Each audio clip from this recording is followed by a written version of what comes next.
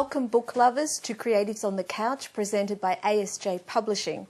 I'm your host, Christine Madaffrey, and today I'm talking with Steve Dillon, the author of The Refuge Collection, or I should say the author of many of the stories in The Refuge Collection.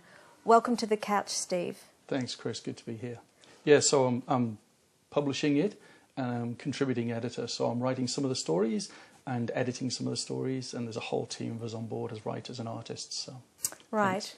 So what's the philosophy behind, there is quite a philosophy behind this collection. It's a collection of horror stories, but tell us a bit more about what inspired you to put it together.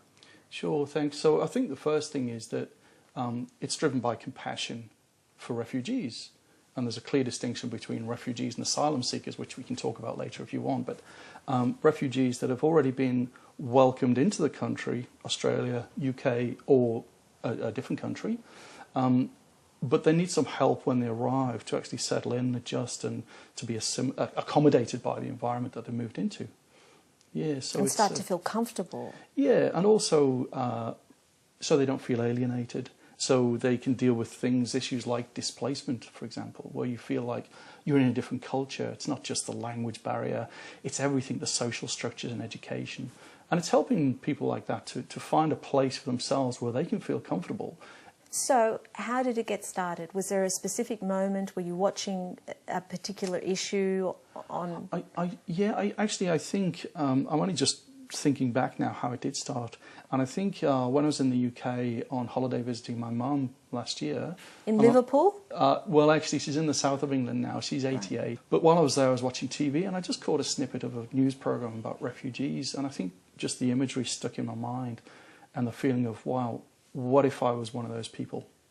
And so you thought to do something positive to help them out because if you'd like to explain, all the proceeds from this collection and also there's some fabulous artwork that comes with it, they all go to different refugee causes. Yeah. Sanctuary Foundation Australia and also Refugee Action in the UK are two of the charities that we're supporting. All of the proceeds go to the charities. I make nothing, the writers make nothing, the artists make nothing.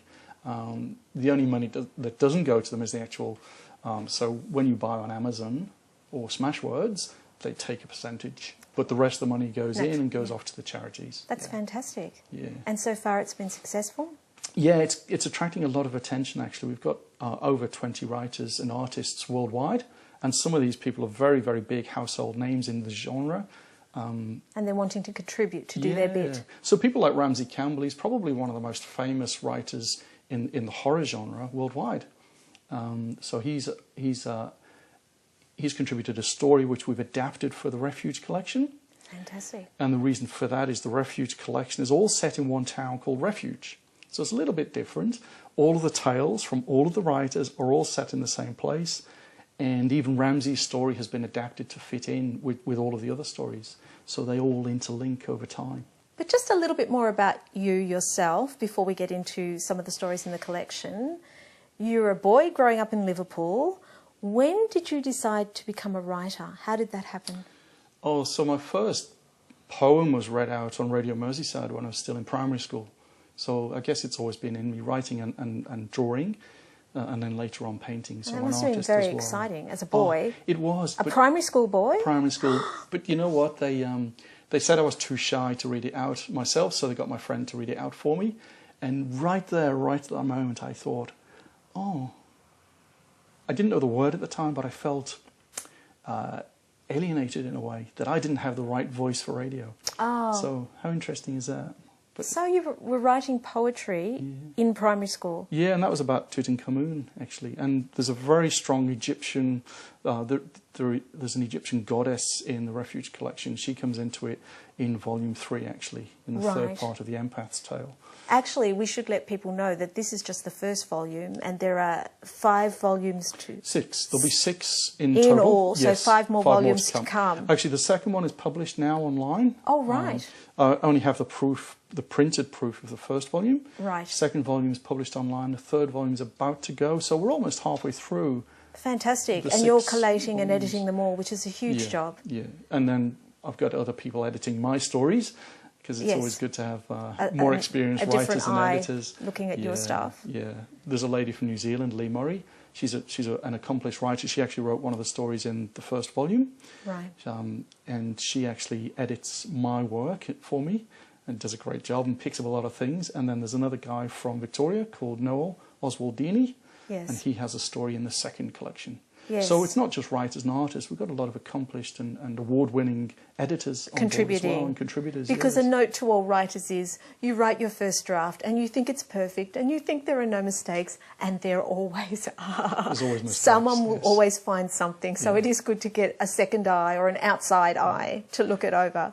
My thinking is that it's much like a pyramid. So the first draft is kind of down here, Yeah. and the next draft it just improves a bit. And You the whittle third away. draft, and eventually you come to the point where you think, well, if I go any further, I'm going to. Yeah. Yeah, and also, well, I don't know about you, but I get to a point where I lose all perspective and I literally don't feel so good reading it anymore. Yeah, I absolutely. literally start to think, oh, this is all bad. Yeah. Well, you begin to become too self-critical Yeah. and also a little bit word blind. Yes. And then you tend to skip words and you Yeah. don't read it properly, you don't absorb it and think about it properly. So it's always good to get somebody else to It's give a pass actually over. also a good trick for all writers to read their stuff out loud. Oh, yes. Yeah. Read it aloud and actually listen to it, and you'll find so many errors. And it's Yeah. it's a discipline, but it's worth doing. Yes. Yeah, very much. So did you want to show some of the fantastic artwork, because we don't always have artwork with our books, Sure. relating to perhaps The Empath's Tale? We could start with yours. So I'll show, first of all, this is the book. This is the first volume. It's only the draft version. So when it's printed properly, it will be much better, because, again, this is another part of the editing process, is to get it printed. So this artwork on the cover here is by a local guy called Matty Taylor, and rather excellent interpretation of the priest in Refuge. He looks more like a Satan? half male, half female satanic thing. And Yes, the priest, I thought he was Satan. well, the priest is not a good guy, let's put it Yes. that way. Don't like to judge Actually, too it's a harshly. very ironic priest. Yeah, so, yes, and he comes up in several of the stories. So this one is Yes. The Empath's Tale that you just mentioned. Now, that struck me as one of the it's not the scariest image, but that struck me as one of the most desolate Yes, images yeah. in the book. Yeah. And it really did capture the feeling of the empath. Yeah, so he's very much isolated and alone, and he is bombarded with these hornets that swarm around inside of his head, which is a bit like the writing process for me. It's like, I've got these things I need to write down, I need to write them down. And until you get them out, you're actually very uncomfortable, aren't you? Yeah, that's right. Yeah. You're uncomfortable. Yeah. But was that always the case with you? Was it the case with you when you were younger? You're probably more ideas than just stories. So the Yeah, ideas and then could be to make something or to paint something or to write something. And yeah, until you get them out, I've learned to drives you control mad. them a bit. And actually the empath learns during the stories, he learns to control these hornets more and to channel them in the right direction. So yeah, that was one of my paintings. It doesn't come across great here because it's black and white. But it's very sad. It's very sad. And some of the stories are sad, actually. Yeah, there's a very sad one about two, I don't want to give this away, it's a bit of a spoiler, but there's two children. And it's really more of a sad ghost story than anything else. It's not a horror story. There's no blood, there's no murders, there's no demons in that one. So the genres are some are paranormal, supernatural ghost stories. Some are, there's a psychotic serial killer in one of the stories. And then the others are much more symbolic tales about heaven and hell and right and wrong and good and bad, and hence the priest. Such a combination. Oh. Actually, we'll take a break there and we'll be right back after these messages. Thanks.